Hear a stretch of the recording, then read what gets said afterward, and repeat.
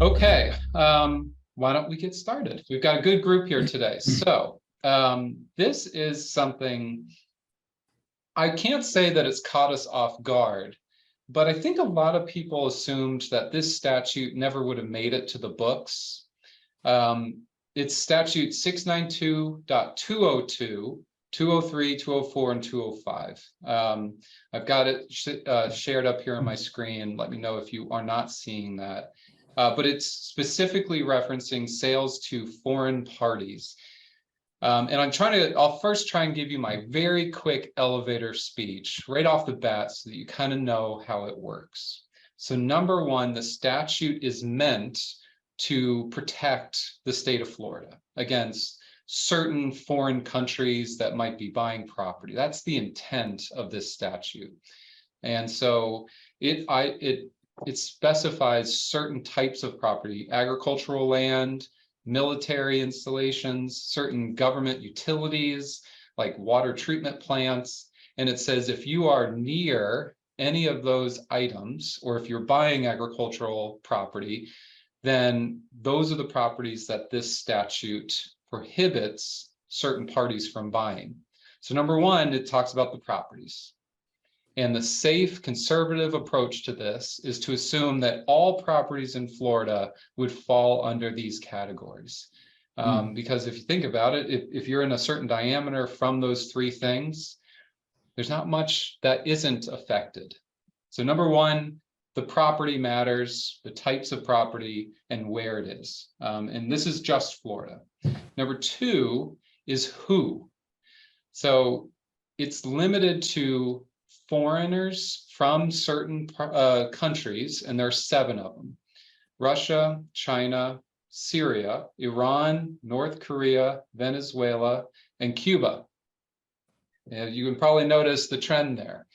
Those are the countries that this statute is saying are prohibited from buying those types of properties. So the elevator pitch on that is, all right, as a real estate agent, as a buyer, as a seller, how do I think about this? What do I need to know? What do I not need to worry about? And it's interesting because someone brought up FERPTA. There are some similarities. With this statute, if you're a US citizen, you're not one of these foreign parties. So if you're a US citizen, you're going to be okay. The buyer is a US citizen, you're okay. If they're not a US citizen, then this might apply. And that's kind of as simple as it goes. And I'm going to give you all the tools you need to safely use this statute and protect yourself from 2 things. One, wasting a lot of time with buyers that you shouldn't be working with. And 2, not getting yourself in trouble with fair housing laws and other constitutionally protected rights. That's the minefield. That's what we're worried about. Dad, have you ever kind of come across a statute like this where you have to kind of be worried about these types of things? It seems pretty unusual. Yeah. The federal forfeiture laws for criminal proceeds from the sale of, say, contraband. Initially with FERPTA in 1981, there was a fear of certain foreign countries buying up prominent landmarks in New York City, for one. They're worried about Asians. And then when you go over to Europe during that time period, they had their own phobia about their own governments not knowing they're investing in this country. So most of the people I dealt with when I got out of school were investing black money that their home countries, such as Holland, would not know they even made. Yeah, and that's layers of deception. Yeah, it's interesting because one of the points that people have made about this particular statute is, well, hey, there are a lot of people from those countries that try to park money in real estate here in Florida. You think of Miami, you think of a lot of this state, and you see people who were afraid of money sitting in Venezuela, money sitting in Russia or China, and wanting to park it in real estate in Florida, and what that could mean to the value of properties. yeah, that might have real effects, but I think the real issue that we need to tackle is, well, how do we navigate this in the meantime? So here is the quick summary. Now, tool number one, I will provide each of you a notice so that you can quickly give it to a buyer, give it to a seller, and they can educate themselves just in one page. And I'll also provide you this spreadsheet, this PowerPoint that I did. The notice kind of correlates well with it. It also matches how we handle this at closing. So what it says here, effective July 1, 2023, foreign principals of these foreign countries of concern are prohibited from purchasing or acquiring any interest in certain types of Florida real property subject to limited exceptions. And it lists the 7 countries and any agency of or any other entity of significant control of such foreign country of concern. Buyers of a foreign principal of any of these apply to them. Someone raise their hand. Let me see. Feel free to ask away. Is there anything that you pointed out on this first part? You might have to unmute yourself. All right. Yeah, Christian, can you hear me?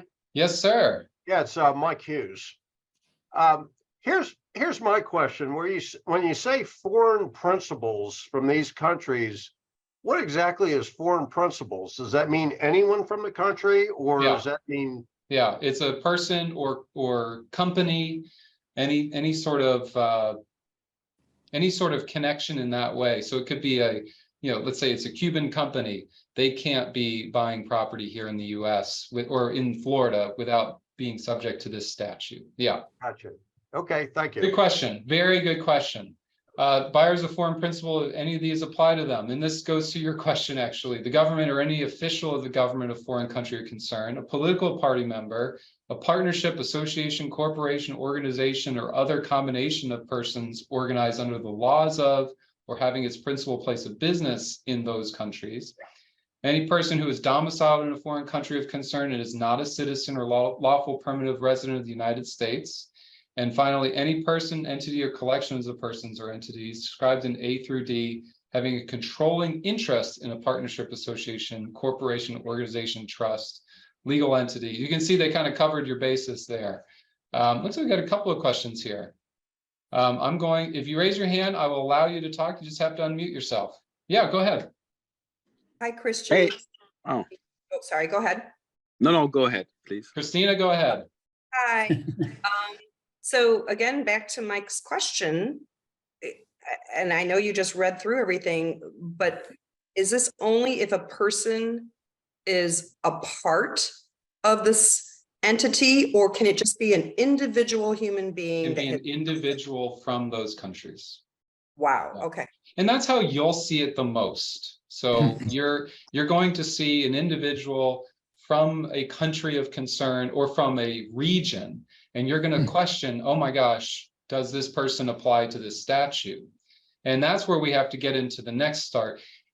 The important part is not to make these distinctions, because you're not the one deciding whether this applies. Similar to FERPTA. The realtor, the title company, the law firm, we're not making the decision as to whether this person applies to FERPTA or to 692.202. We are providing the information, letting the buyer decide if they apply this, and then they will sign an affidavit. And this is what an affidavit looks like. So at closing, this is what title companies and law firms are having signed. The buyer states that they are buying this property, and buyer is either not a foreign principal as defined in the statute, or a foreign principal as defined in the statute. It's one or the other, and you just have them sign it. I don't need them to tell me which country they are from. I can't ask that question, and you guys can't ask that question. All we can do is say, does this statute apply to you, or does it not? I have a second question on what you're speaking about. So if for some reason they read that and they sign it, and it turns out they're lying and it's found out, is the realtor protected because E&O does not protect us in this circumstance?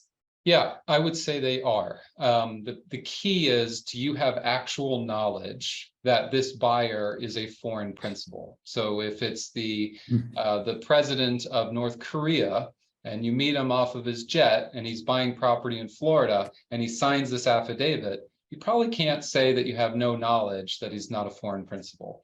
But if your buyer, if it's just someone that you know, and they say, yeah, I'll sign this, no problem, and they sign it, and it comes out later that they were lying, you have no liability under this statute. You would be 100% protected. Yeah, I think honestly, you'll never know. I mean, when I did this out of school, any non-resident that I dealt with had a minimum of, say, 3 entities, and at least one of them would either be bearer shares or numbered accounts and in tax havens, Liechtenstein, places like that. Yeah. My impression of dealing with folks over there is they're way more sophisticated in structuring these things than we are in this country. So this statute hits me as simplistic. I mean, they'd get around this easily if they wanted to do so. Yeah. Absolutely. As you'll see the next slide here, it talks about the types of properties that apply. Agricultural land or within 5 miles of a military installation, with limited exceptions, purchasing requiring an interest in real property in Florida within 10 miles of critical infrastructure facility or military installation. Note, foreign principals of China, People's Republic of China, are prohibited from purchasing or requiring any interest in real property in Florida, regardless of its classification, subject to the limited residential exception and diplomatic purposes exception described below. So I think that, again, the safest solution, the safest conservative approach would be, if they are a foreign principal under this statute, they shouldn't be buying property in Florida. And it goes to the next part of, and I'm not going to get into this particular, but I will give it to you as after this meeting. Hey, Christian. Right, well, then what happens? Yeah, go ahead. Hey, can I ask you a question? Piggybacking on Mike's question. So the foreign principal, I'm sure that would also include like LLC documentation and anything that's corporate related as well, correct? Yes, correct. Now, Absolutely. how would that affect or apply to FIRPTA if somebody had an LLC? They're separate. So FIRPTA, if it's a multi-member LLC, if they're more than one member, it's considered a partnership and it's subject to FIRPTA. If it's a single member LLC, then it kind of just, I think it's a disregarded entity for tax purposes, and it's not subject to FIRPTA. Or it's the other way around. When it's a partnership, it is not subject to FIRPTA as long as it is a United States LLC. And then if it is a single member LLC, it is disregarded for tax purposes. And if the member of that LLC is a foreign person, then they'd be subject to FIRPTA. Yeah, they're totally separate statutes. You could apply to both. You could apply to just FIRPTA, and you technically could maybe just apply to 692.201, 202. They're kind of different. They've got some tentacles to them. Thanks. Yeah, that's a great question. Question, please. Question. Hello. Yes, please. Yes, section 6. Yes. So bill prohibits the purchase of real property within 10 miles of military installations and critical infrastructure facility. Now, are we talking, who does it apply to? Are we talking now only about this group of foreign principals? Yeah. Or you have to hit both. You've got to be buying the right type of property, and you have to be one of these certain foreign principals. If you're only one, if you're a foreign principal buying in Georgia or buying a property that's technically in the little gaps in Florida, this statute, you'd be fine. You wouldn't need this to be signed.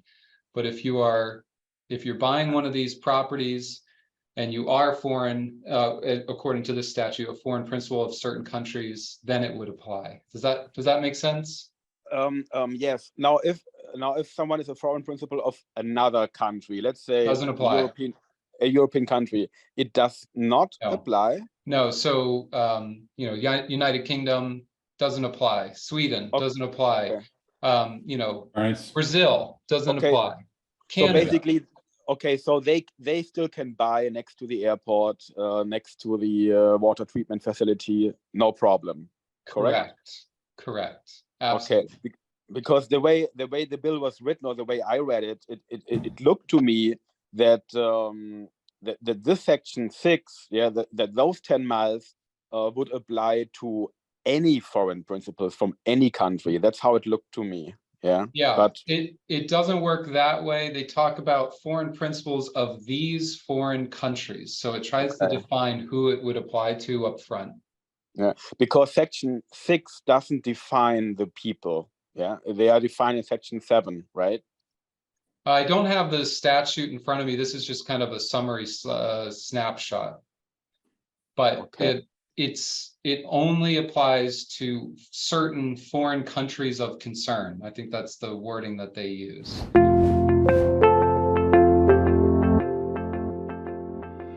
So it wouldn't apply if you're any other foreign person. You're not going to have problems buying property in Florida.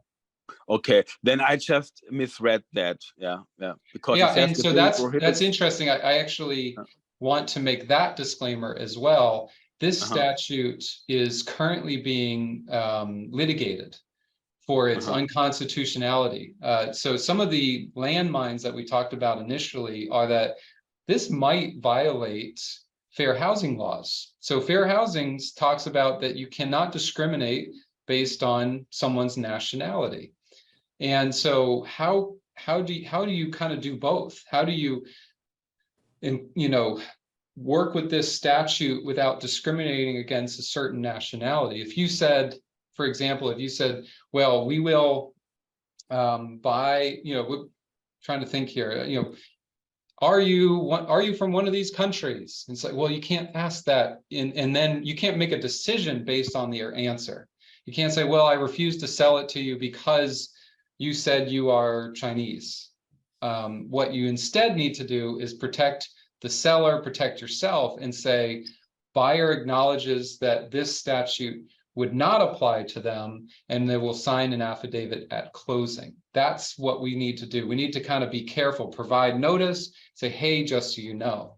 And that leads to the next part that I want to talk about is, okay, let's say we make that mistake. A buyer slips through the cracks and buys something that they're not supposed to. The statute has penalties on the person who sells the property to the buyer and the buyer.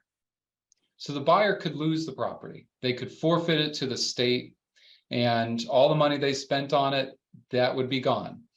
The seller, in addition to maybe some civil and criminal penalties, the seller, or what they do is they call it the person selling the property. If you sell property to someone who meets this description, they could be subject to civil or criminal penalties. Now, the interesting part, what people are worried about is, well, what's the definition of a person who sells? Is it the realtor?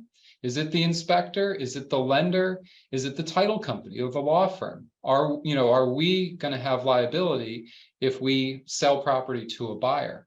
And as long as you have no actual knowledge, and as long as the buyer signs an affidavit at closing, there is no liability.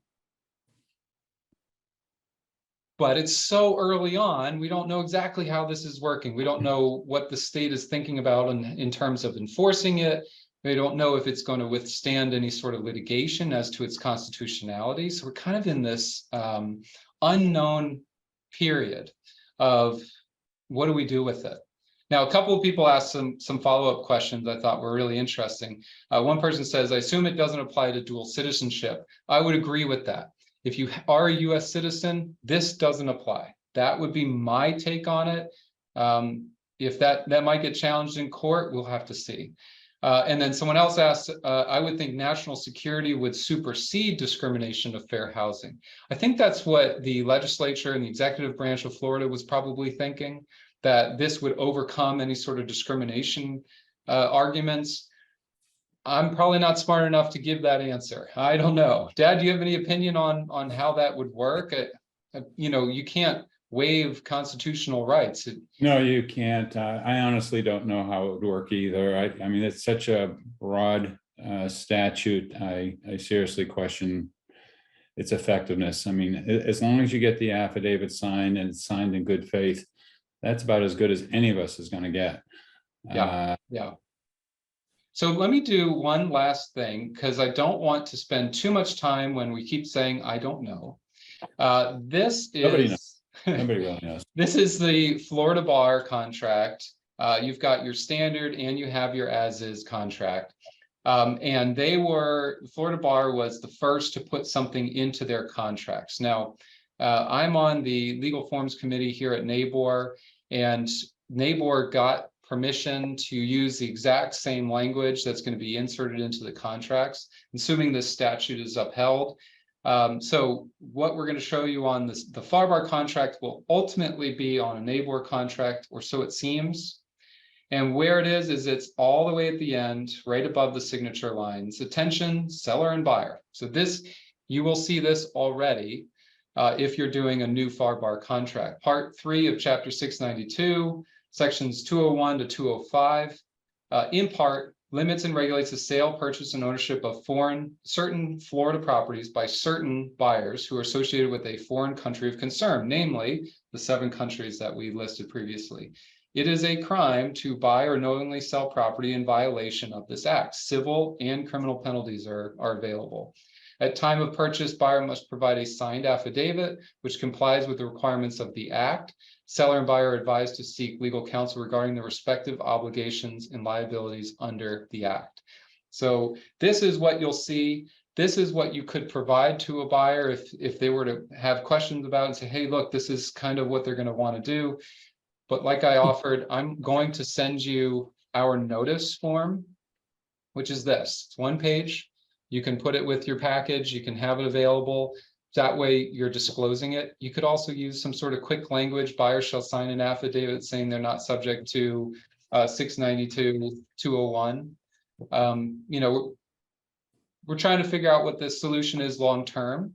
But in the meantime, this will protect you guys on kind of next steps.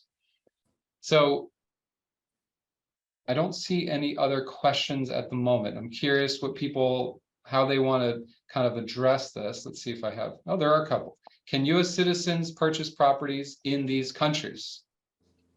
It's a good question. Probably. Mike, did you have a question? Am I muted? Yeah, you're good. Yeah. I hear you. All right.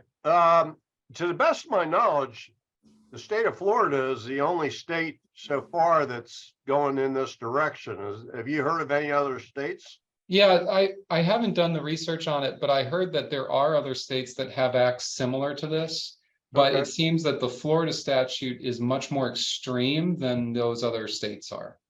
Gotcha. You know, the civil criminal penalties, the amount of properties that are prohibited, and the strict prohibition on buying these types of properties is somewhat unique. Someone asked, is this affidavit going to be required by all title companies / attorneys at closing, or is this something that only Ross Title is using?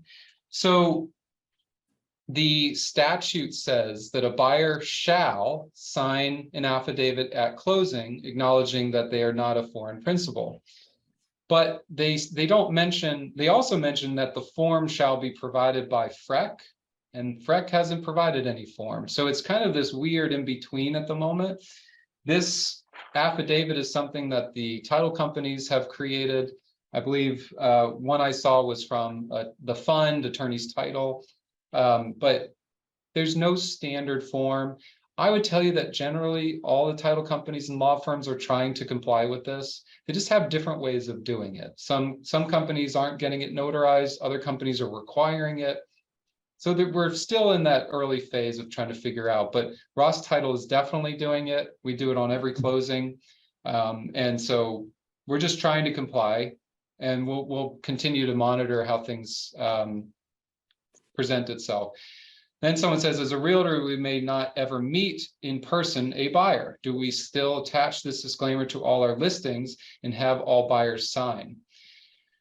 Probably not. You don't have to require anything to be signed before closing. But what I would like to do if I'm a listing agent is I would like to say something in the contract that says buyer shall sign an affidavit at closing. You can even borrow the language from FAR. At the time of purchase, buyer must provide a signed affidavit which complies with the requirements of statute 692.201. we could do that. Something super simple.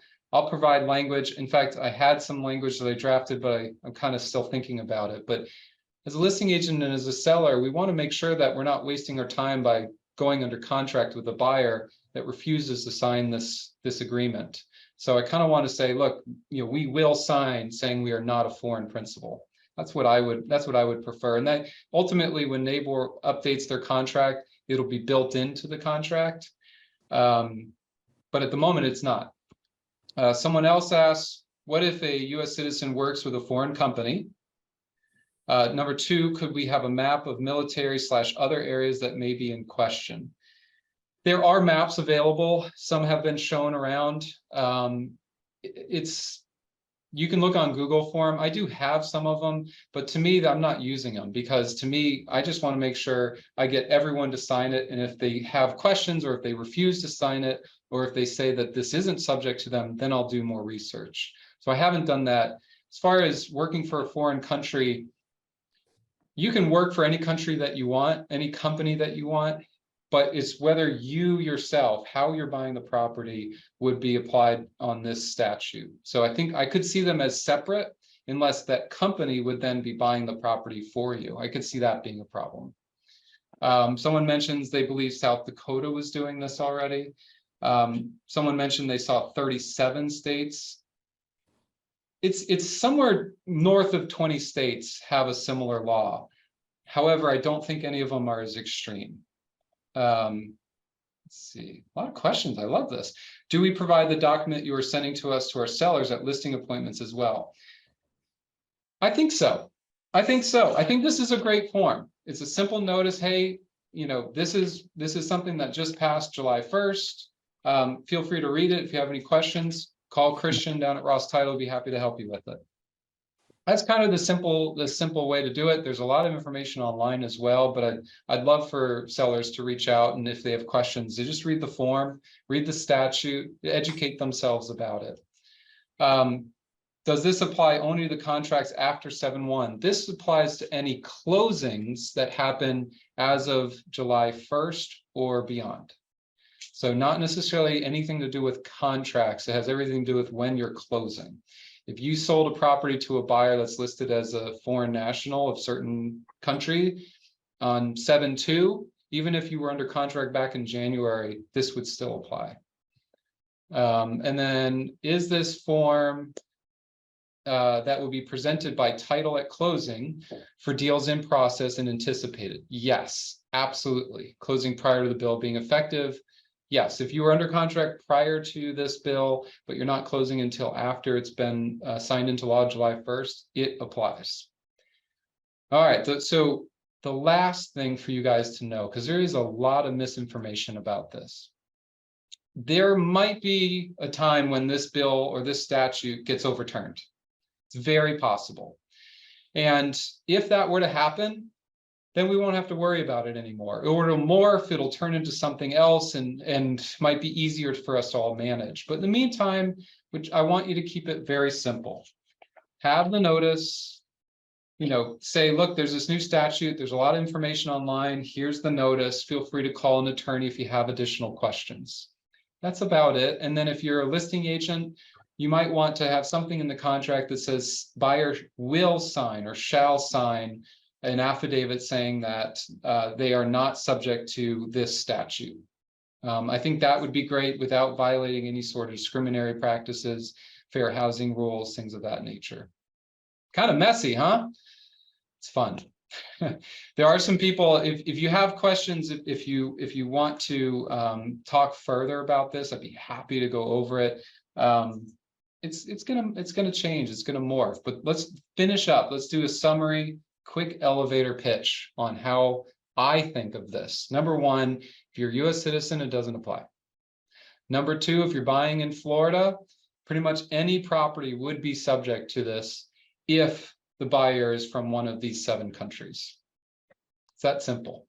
We really can't sell it to them because the buyer will be subject to penalties. The seller could be subject to penalties if we knowingly sell it to a buyer of one of these countries of origin. And there's 7: Cuba, Venezuela, Syria, Iran, North Korea, Russia, and China. Hopefully that was helpful. We'll do more of these if we have to, and you're welcome to call me. Happy to go over it more. I will forward you the notice, keep it on your desktop, send it to your clients, and I'm here if you need me. All right. Thank you, guys.